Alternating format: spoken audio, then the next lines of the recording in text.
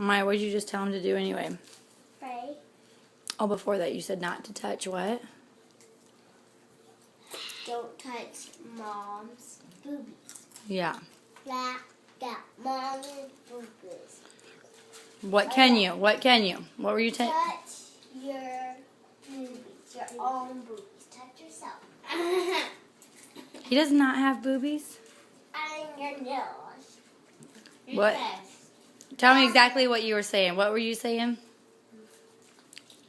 Say it all again. Don't touch mom's boobies like this. Touch your nipples. No. Like you say to Maya. Nipples. Because he's touching nipples. Nipples. Nipples. Nipples. Shh.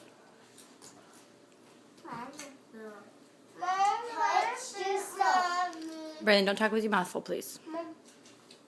Touch yourself, okay? Mama,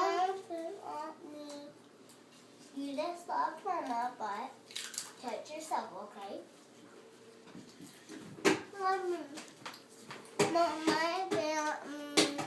No, she did not spit at you. No, she didn't.